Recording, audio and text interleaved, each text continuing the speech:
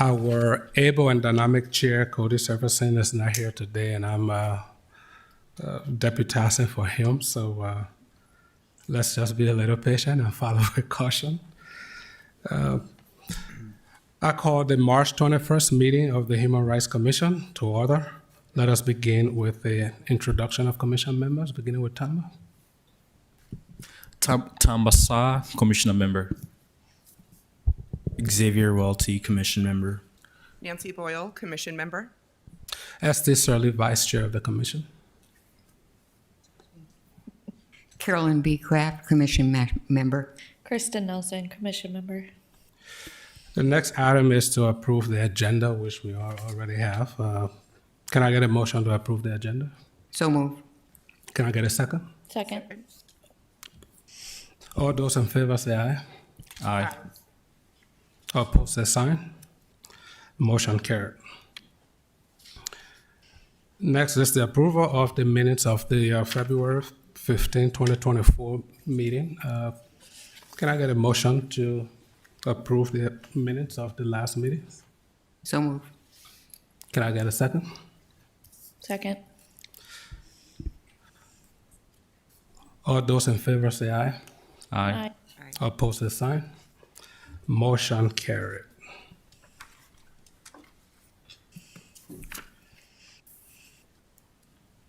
Given the situation in the Middle East with Israel and Palestine, there's been some discussion, and today we will be reading a resolution from the Human Rights Commission. And Commission member Xavier Worthy will be reading our resolution. I think it should be on the screen. Thank you. The resolution supporting a permanent ceasefire in the Middle East. All people have the rights to self-determination, recognizing the legitimate desire and need for Palestine, self-determination, as well as the legitimate desire and need for Israelis and Palestinians to live in safety and security. Condemnation. Number one, condemnation towards all acts of violence committed against civilians of any kind. The city of Fargo expresses sympathy for the civilian victims and all those affected by horrific violence. Number two, Fargo's status as a welcoming community for those of Jewish and Islamic faith and any other religions. Number three, standing firmly against the rise of all acts of racially motivated violence and hate crimes perpetrated against our Jewish, Muslim, Palestinian, and Arab constituents here in Fargo and around the United States. And the Fargo City Commission supports our state and federal delegations in the Biden administration using the authority to advance a full and immediate and permanent ceasefire, along with the urgently needed humanitarian aid as necessary, as steps towards lasting peace. Support withholding U.S. military funding to the state of Israel until Israel fully complies with international laws to prevent contributing to the humanitarian catastrophe, loss of life, war crimes, and illegal occupation. Ensure the release of civilians being held illegally or imprisoned on both sides in crisis, including the approximately 130 Israeli hostages taken by Hamas and the thousands of Palestinians held indefinitely without cause and or trial in Israeli prisons. Be it further resolved that the DEI coordinator is here directed to provide a copy of this resolution to Fargo's elected representatives to the North Dakota State Legislature, Governor Burgum, North Dakota's elected representatives to the United States House of Representatives, and United States Senate in the office of President Biden. Thank you, Xavier. Is there any discussion on the resolution from commission members? I would like to add some additional information provided by Code Pink. As of March 21st, 2024, the war has been taking place for 167 days now. Gaza Strip has a population of around 2.23 million people and is facing high levels of acute food insecurity. That level is actually at famine. and that's currently half the population of Gaza, which is 1.1 million people who are experiencing famine. 90% of children under 5 have reported illnesses in the past 2 weeks, highlighting severe medical challenges and a highly distressed medical system. As of March 14th, there have been almost 32,000 people, 13,000 children, and 8,400 women who have been killed in this conflict. There have been an additional 75,000 people injured in the conflict, and there are more than 8,000 people missing. That doesn't include the West Bank that is in Israel and the Israel deaths, which totals at around 1,200 and around 8,730 injured Israeli people. Thank you for the context you've given to this resolution. Is there any other further discussion on this resolution? If there's no further discussion, can I get a motion to approve the resolution and forward it to the City Commission? So moved. Second. Thank you. All those in favor say aye. Aye. Aye. Opposed, say sign. Motion carried. The resolution has been approved and adopted, and it will be forwarded to the Board of City Commission. Thank you. Homelessness in our city has been an issue that has caught everybody's attention, and people have been discussing that. And to give some context to that, we have a fine gentleman in our midst today, Mr. John Campbell from Homeless Coalition, and he will be doing a presentation. The mic is all yours, John. Welcome. Thank you, Commission, for having me and giving me this opportunity to share some data that we collected over the last year.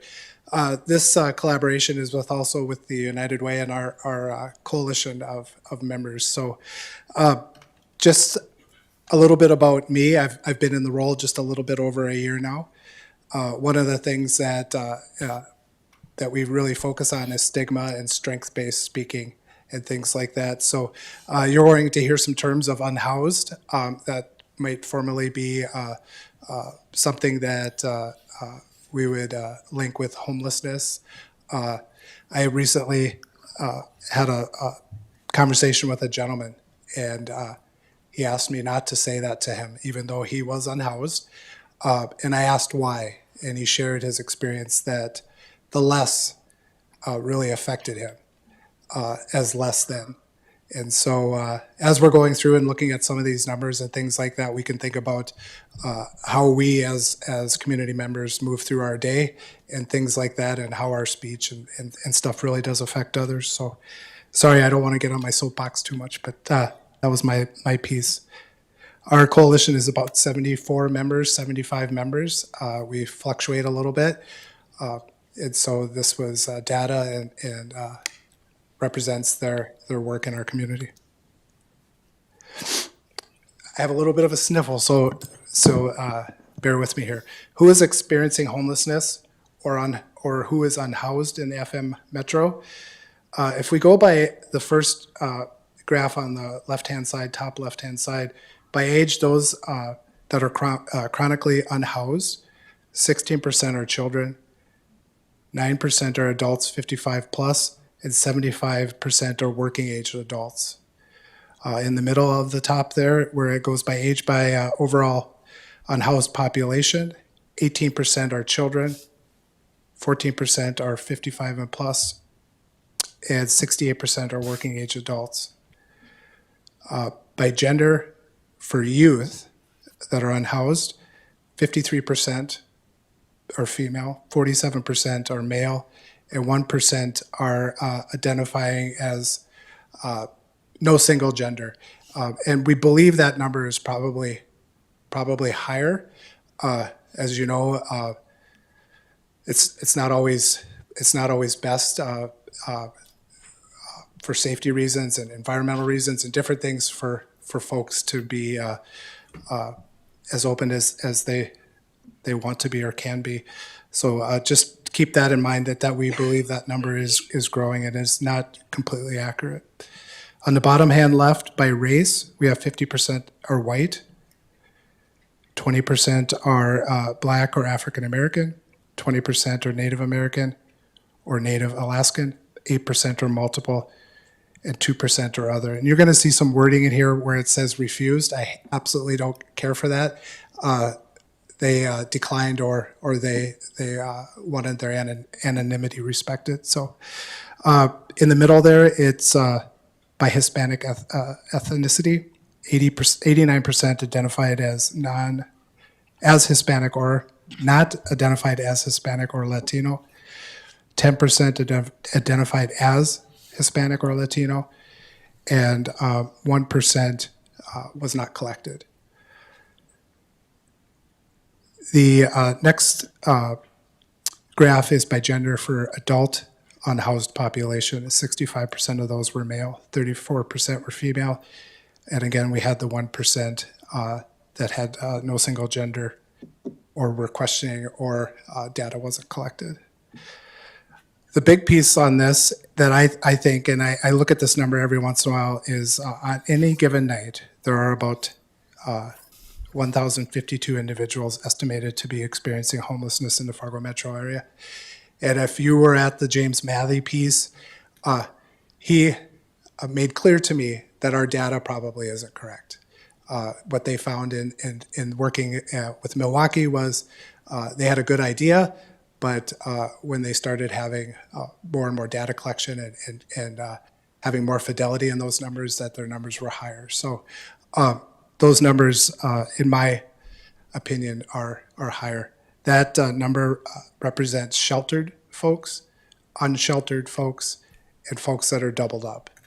The majority of our doubling up happens in our youth population. It's not exclusive to the youth, but that's where we see a large portion. I'm going to give you a couple of barriers to success.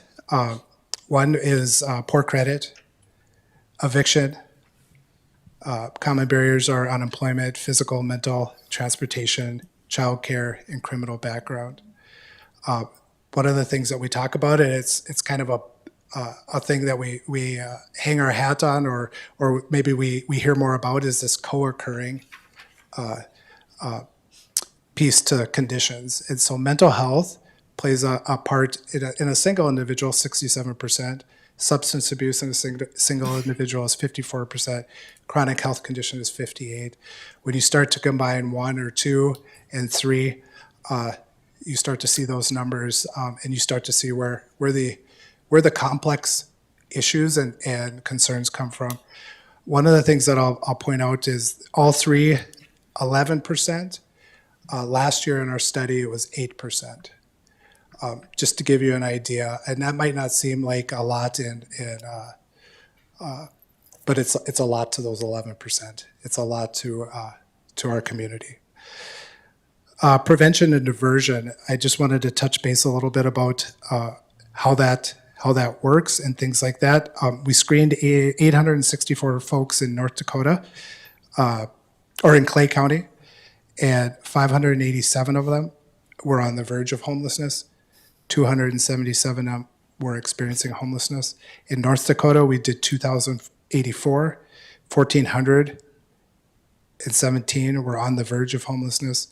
667 were experiencing homelessness. And what does that mean? We saw the number of, the 1,052 each night.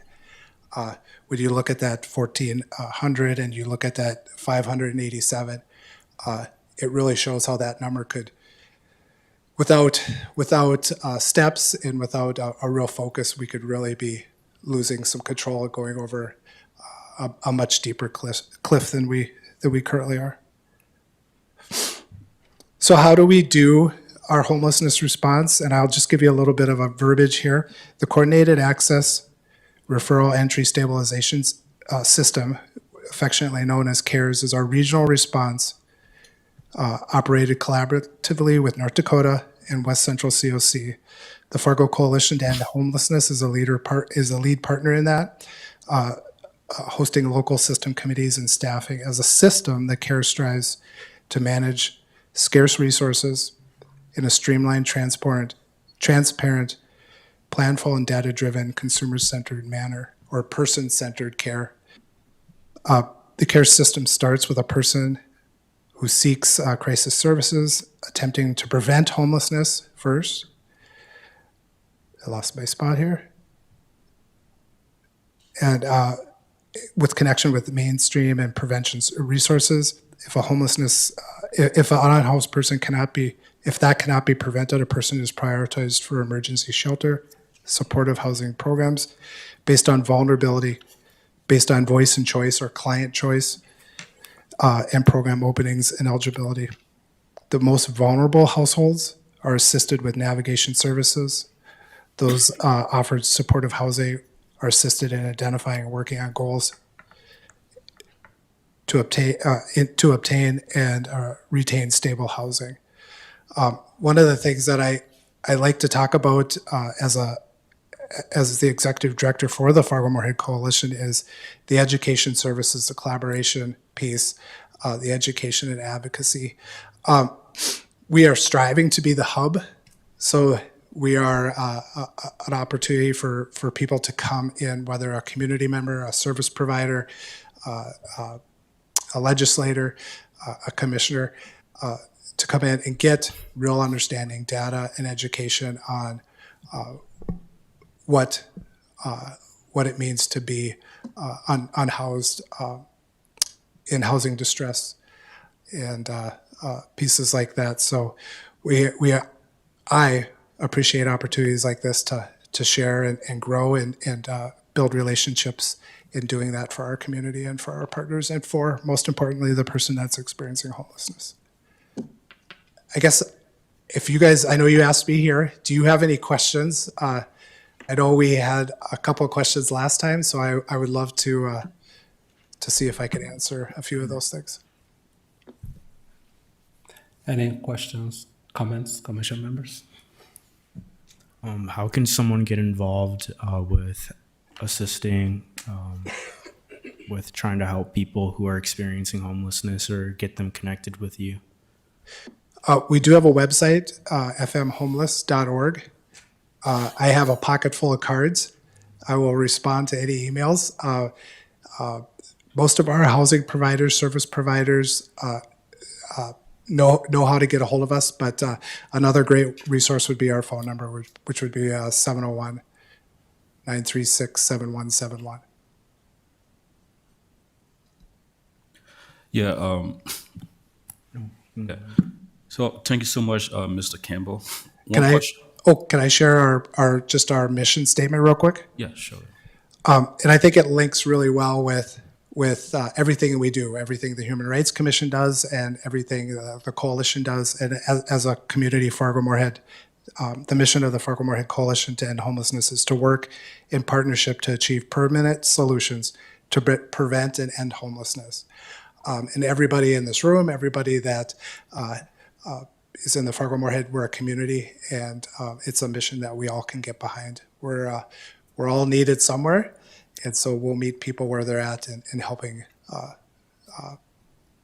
make homelessness rare, brief, and one time.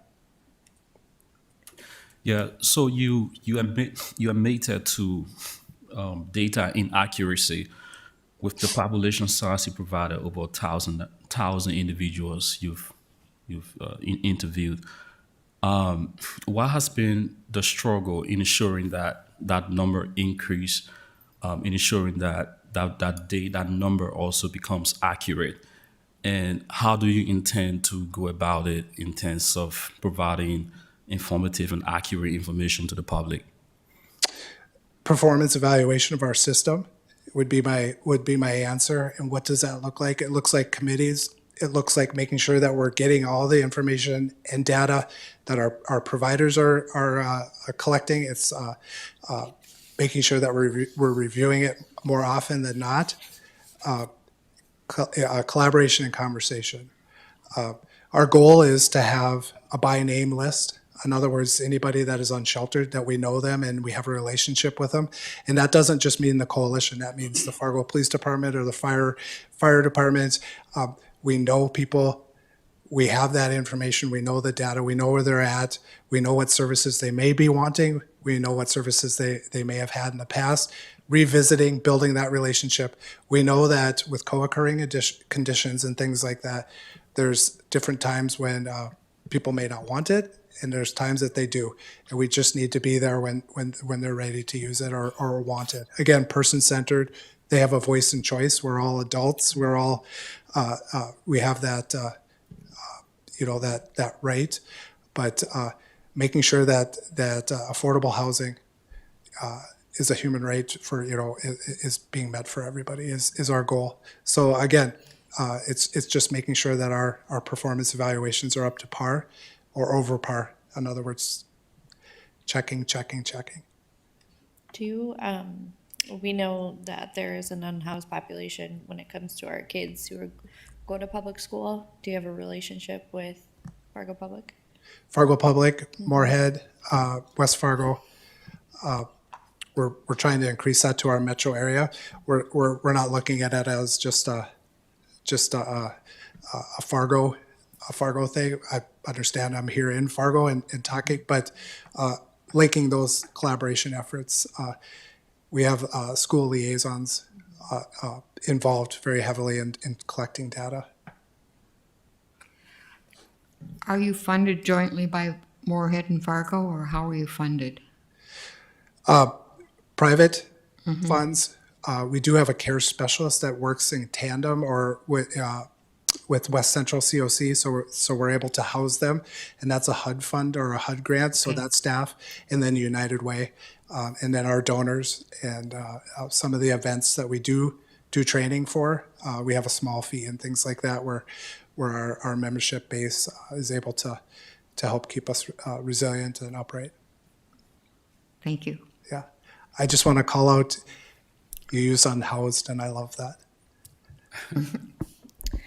Any other? Little anecdote with that is that my daughter came home from school probably 2 weeks ago. She's a fifth grader at Bennett in South Fargo, and they had a discussion in social studies about a program for unhoused people in New York, and she was just blown away about the importance of even temporary shelter for families. She's like, they can concentrate on getting a job and doing other things that they need to do. So we had to talk about the term homeless versus unhoused. I love that. Just one additional question. You had just brought up trainings and events. Do you have any trainings or events coming up that you would like us to know about? Well, we will have our annual conference coming up in November, which is the 13th at the Avalon. There'll be a lot of our service providers and just a lot of general talk as far as how we're focusing and pinpointing the issues and things like that.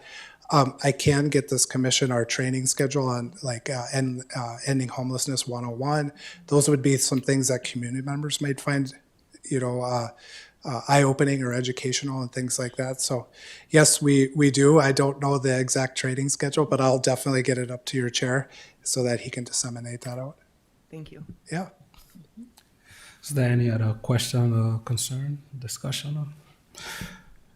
Thank you, John, for always coming to our call, and thank you for all the wealth of information and knowledge you bring to us. Well, thank you for letting you speak on behalf of the coalition and the membership. Thanks. Thank you, John. Vice Chair, if I can interrupt 1 second and relate it back to item 4, the resolution. The commission also has to look at the motion for the memo that's going to the city commission. So you would have to take that motion, recommended motion too. Thank you, Ahmed. That was an oversight. Thank you for bringing us back.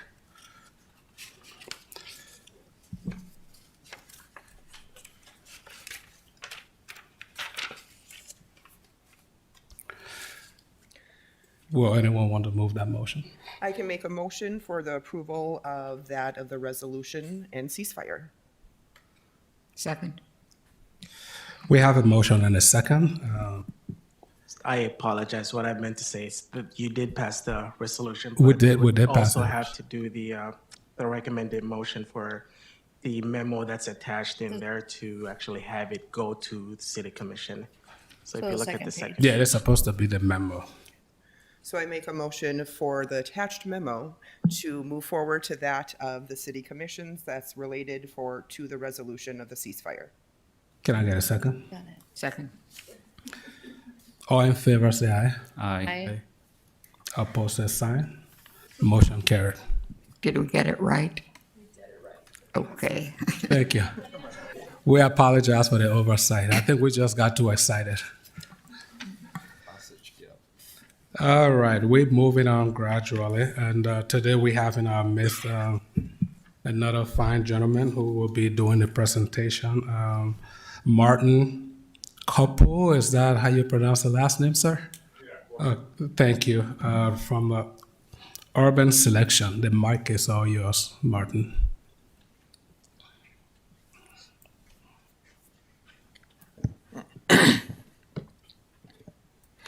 Good afternoon, everyone. My name is Martin Corpu. I'm originally from Rochester, Minnesota.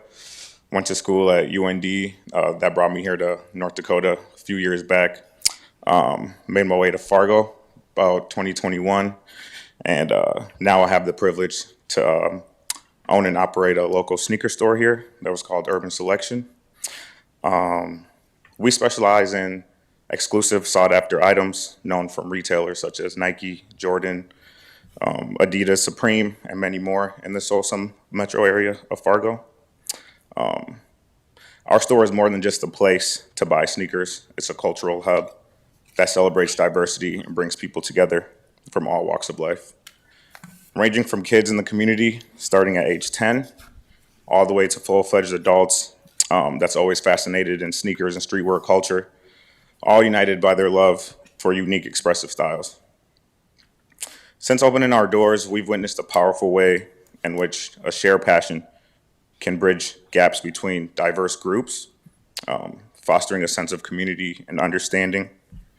This experience has inspired me to think deeply about the role we as local businesses can play in enriching our community, not just economically, but socially and culturally. Our vision extends beyond the confines of our store. We see our business as a vital part of the community, a place where people can not only share their passion for sneakers, but also come together to support each other. With this in mind, we're committed to creating and participating in initiatives that benefit our local area, whether it's through organizing community cleanup days, raising funds for nonprofits, supporting youth programs, hosting events that celebrate our cultural diversity. We're eager to contribute in meaningful ways. Furthermore, we recognize the importance of collaboration in these efforts. We're actively seeking partnerships with other local businesses, nonprofits, and community organizations to maximize our impact. By working together, we can create a more cohesive, supportive, and vibrant community for everyone. But we know we can't all do this alone. True change comes from collaboration.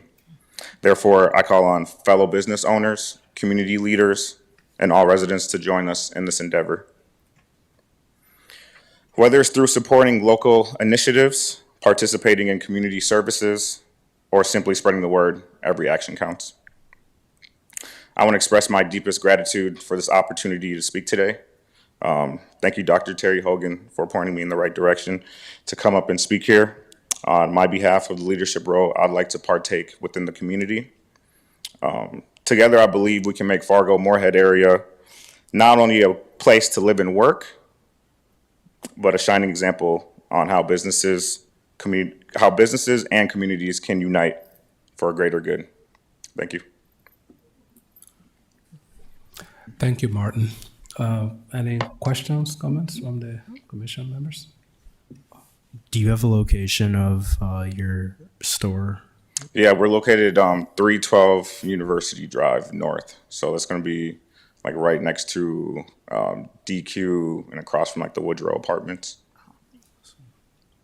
Yeah, I like your perspective about this. You know, this is what the city is about. This is what the commission is about, giving platform to individuals to be able to share where they stand. in terms of embracing diversity into the community. One thing I also want to appreciate you for is the urge and your willingness to come forth. We want to encourage individuals in the community, small business owners who have a perspective of getting involved into the community and embracing diversity into your business model. And I really appreciate you for that. Thank you. Thank you. I feel Similar to what was just shared as well, thank you for not only speaking today, but who you are in the vision. And I just think that's beautiful of what is to come. So thank you for that. All right. Thank you. I feel like you're going to be one of the very new change makers in our city, and your energy is going to be just carried out to the community in just such a beautiful way. So thank you. Appreciate that for sure. Any other comment, question?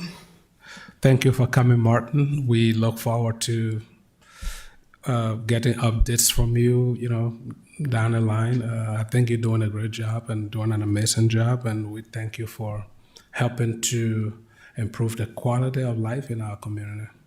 Yeah. Thank you for coming. Thank you guys. Appreciate it. Our next item is staff update.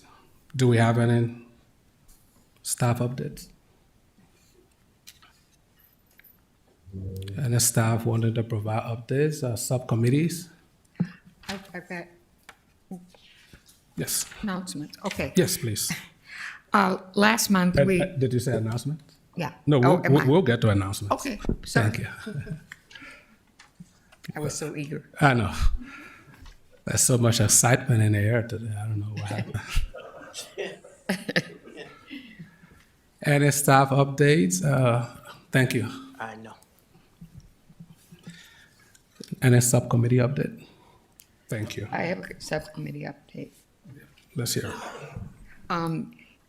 Last month, we announced that we were planning an event on housing in April. And then in the meantime, High Plains Fair Housing has an event coming to Fargo on Thursday, April 11th from 6 to 9. It's called Evicted, and it will talk about fair housing and evictions and the rights of people.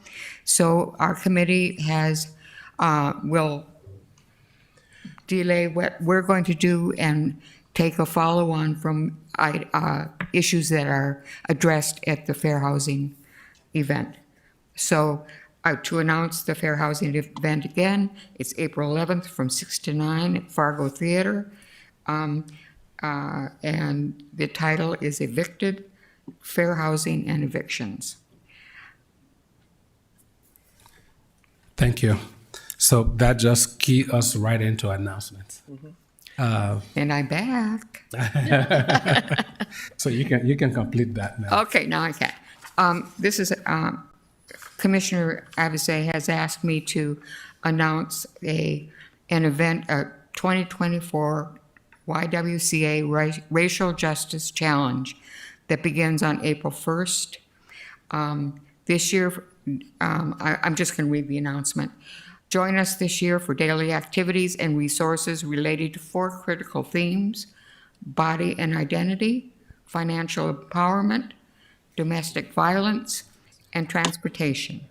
There it is. Oh, that's the evicted. Connect with other participants, identify ways to dismantle racism, and join a network of others passionate about addressing discrimination in our communities. Challenge content will appear in the platform daily and can be accessed via the web browser or YWCA mobile app. Go to YWCA Cass and Clay website for more information.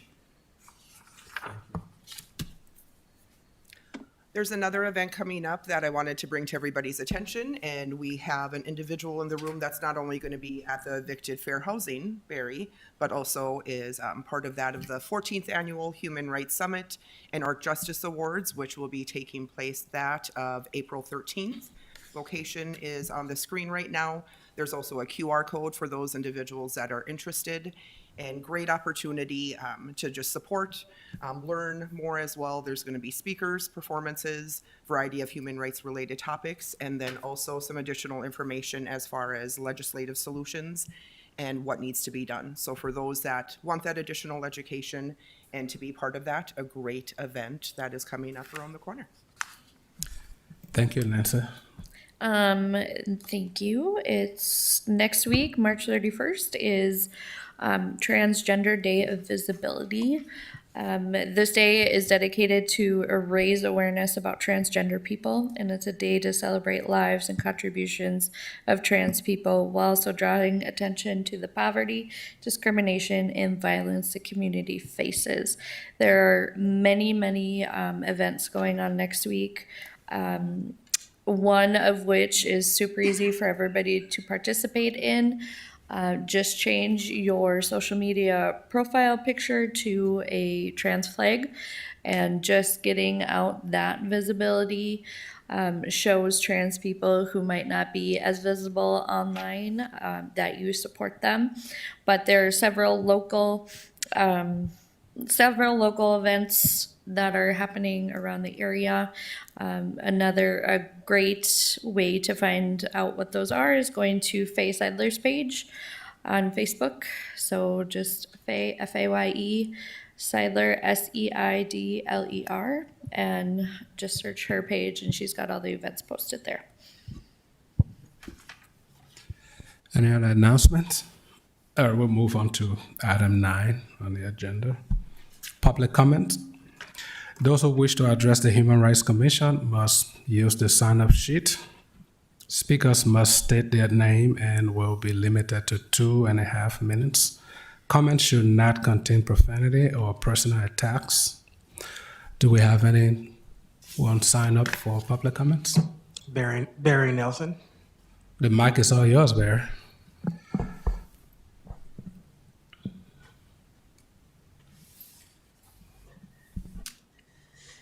Thank you. Barry Nelson. I am the interim director of the North Dakota Human Rights Coalition.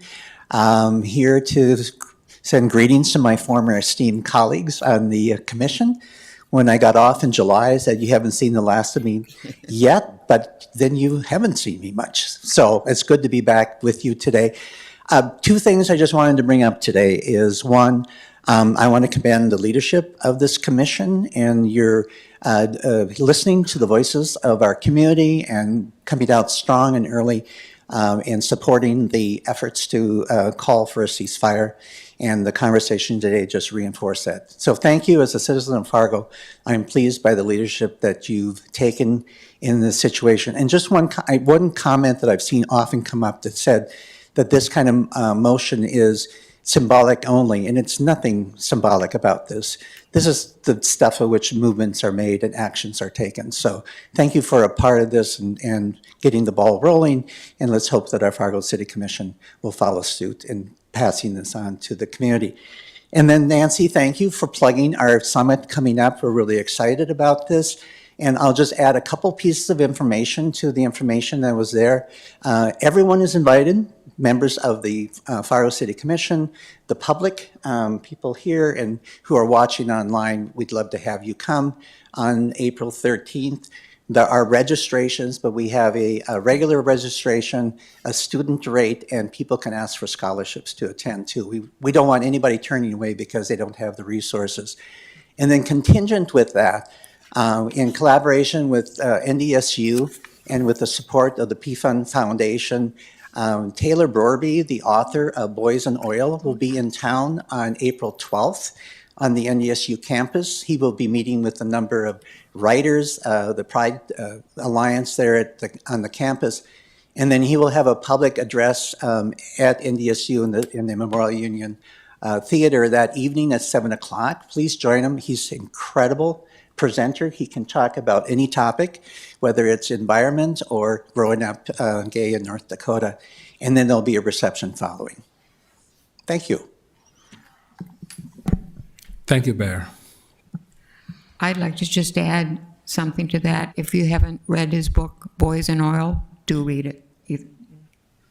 Thank you. Any other comments?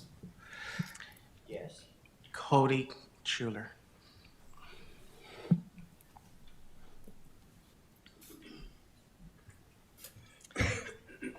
Good afternoon, Cody Schuler. I am with the ACLU of North Dakota, also a City of Fargo resident. And this afternoon, I have just two quick things that I wanted to be able to fit in here to the 2.5 minutes. The first thing is thank you, Commissioner Nelson, for bringing up Trans Day of Visibility that's coming up across the country and right here in North Dakota. Political attacks against transgender, non-binary, intersex, and two-spirit people have grown exponentially over the last several years, from discrimination to our discriminatory bills into law to harassment and threats of violence. We're dealing with a well-orchestrated effort to push trans people out of public life. And this intolerance against a marginalized group of people is a distraction from our state's real needs, and it hurts us all. Most people don't realize that we are one of the states that has put in place erasure laws. And so by North Dakota code, nothing other than a traditional biological understanding of male and female is in state code as of our last legislative session.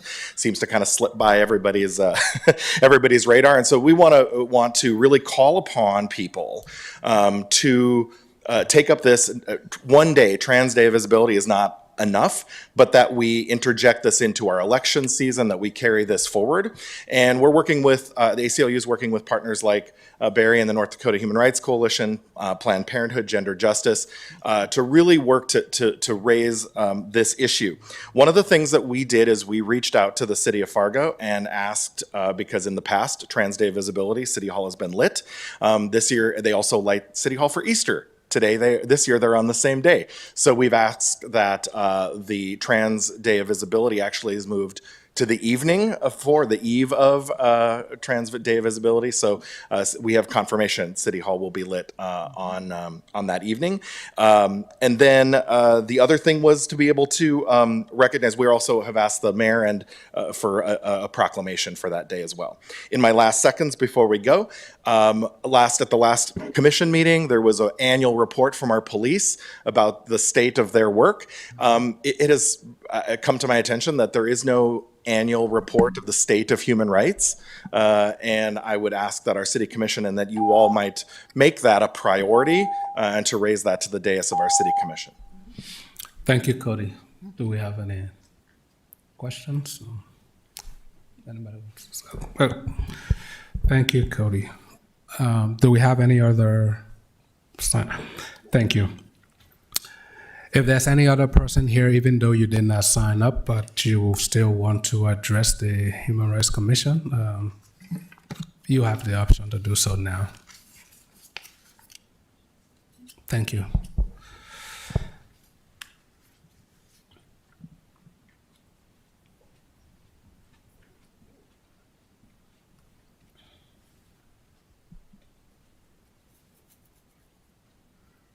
Hi there, my name is Heidi Solomon. I just wanted to bring, if maybe you already have this information, but I received an email from Tara Iverson. She's an assistant United States attorney with the DOJ. And she has a website that she shared with me, which I think is really important. It's a recently launched new page on its hate crimes website titled Addressing Hate, Targeting Jewish, Arab, Muslim, and Palestinian Communities. It contains resources about how to identify and report a hate crime or other bias incidents, hate crimes, facts and stats, state-level data, and available grant resources. So I'm going to give you the website. It's www.justice.gov/hatecrimes, and then I think you can get it from there. But just I think a good resource for our local community. So, Thank you. Do we have any other person who would like to address the Human Rights Commission?